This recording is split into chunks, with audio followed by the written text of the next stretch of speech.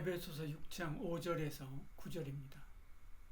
종들아 두려워하고 떨며 성실한 마음으로 육체의 상전에게 순종하기를 그리스도께 하듯 하라.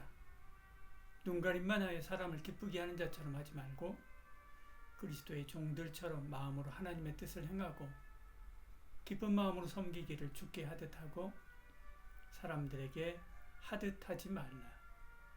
이는 각 사람이 무슨 선을 행하든지 종이나 자유인이나 주께로부터 그대로 받은 줄을 알미라. 상전들아 너희도 그들에게 이와 같이 하고 위협을 그치라.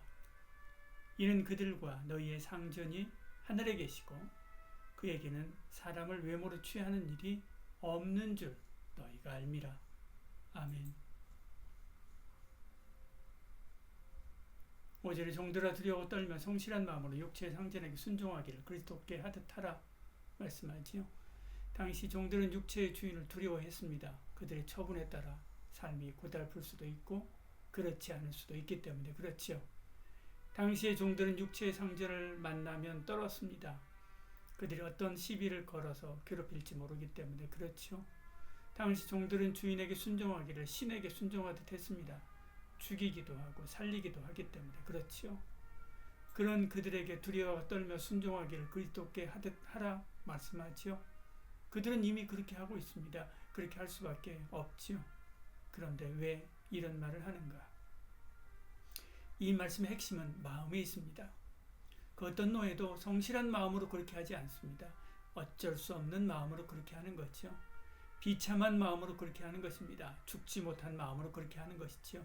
그런데 바울은 마음을 다하여 그렇게 하라 라고 말하지요. 당시 노예는 태어나면서부터 노예도 있었지만 경제적인 어려움으로 전쟁 포로로 끌려와서 된 후천적 노예도 많았습니다. 한마디로 그들의 주인은 원수일 수 있지요. 내 삶의 터전을 피바다로 만들고 가족을 몰살하고 내 모든 것을 빼앗아간 사람이나 그 가족, 그 부류의 사람일 수 있지요. 죽지 못해 순종하는 척 할 뿐이지요. 어떻게 그들을 마음을 다해 그리스도를 섬기듯 섬깁니까? 당시 누군가가 나는 그런 마음으로 산다 라고 말한다면 그게 가능해? 쥐가 고양이 생각하고 있네 라고 말할 것입니다. 위선 떨고 있네 라는 말을 듣기 쉬울 것이지요. 너는 너답게 살아. 너는 노예야. 노예답게 살아야지 라고 말할 수 있지요. 그런데 성경은 그렇게 살 것을 말씀합니다. 오늘 우리도 그렇습니다. 게으르고 무능하고 나태한 직장 상사를 그리스도 대하듯 섬길 수 있습니까? 나를 찍어 누르고 올라선 상사를 주님 섬기듯 섬길 수 있습니까? 없지요. 내가 원하는 대로 살아라. 너의 욕망에 충실해라. 너 자신을 최우선으로 생각해라. 그리고 악으로 깡으로 살라 라고 말하지요. 그러면 정말로 행복할까? 그러면 우리 사회가 번영할까? 오히려 충돌과 갈등을 불러일으킬 뿐입니다. 내가 내 욕망에 충실하려고 하면 다른 사람의 욕망과 부딪히게 되고 관계는 깨지기 쉽지요. 그 끝은 고립입니다. 그러나 성경은 성도들에게 전혀 다른 길을 제시하지요. 나답게 사는 것이 아니라 그리스도답게 사는 것입니다. 그것이 그리스도인이지요.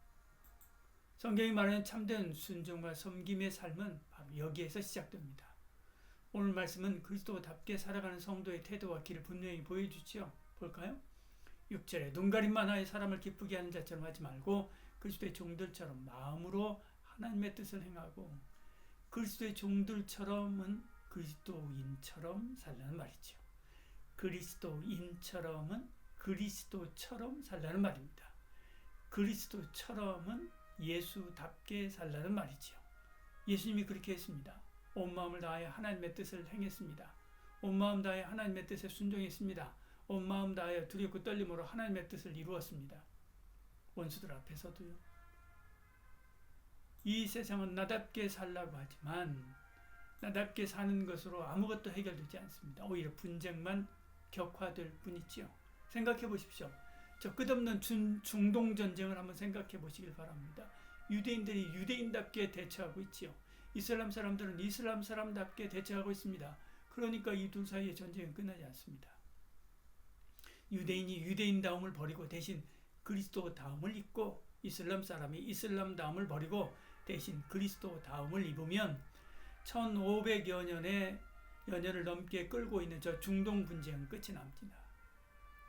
내 삶에 언저리에 분쟁이 많고 사람들과의 관계로 힘들어하고 있다고 한다면 스스로 한번 점검해 볼 필요가 있습니다. 나는 나답게 살고 있는가? 그리스도답게 살고 있는가? 나답게 살려고 하니까 그럴 수 있지요. 그리스도답게 살면 그리스도다운 기쁨이 있습니다.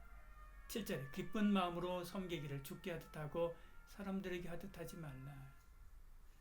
동문학과 권정생 선생을 아실 것입니다.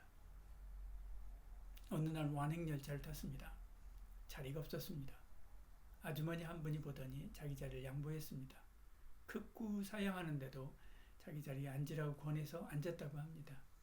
무심코 혹시 교회 나가지 않느냐라고 물어보니까 그렇다고 말하면서 자기 사연을 말했습니다.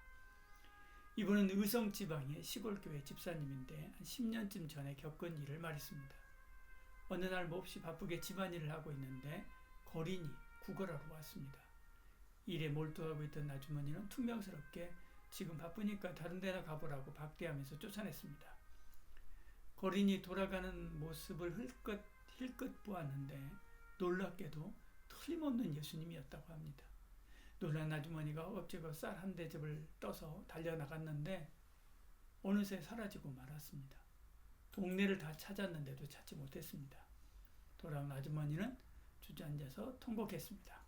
그때부터 아주머니 눈에는 어떤 낯선 사람도 다 예수님의 모습으로 보여서 정성껏 대접했다고 합니다. 그러면서 마지막으로 이렇게 말했습니다. 세상 사람이 다 예수님을 보이니까 참 좋아요. 내가 할 수 있는 건 다 해드리고 싶어요. 예수님이 그랬습니다. 죄인인 우리를 위하기를, 우리 위하기를 하나님을 위하듯 했지요. 그것이 예수님답게입니다. 우리는 그 예수님답게 모든 일을 예수님 섬기듯 섬겨야 되지요. 그것이 진짜 그리스도인다운 삶이지요. 그런 저와 여러분 되기를 축복합니다. 기도하겠습니다.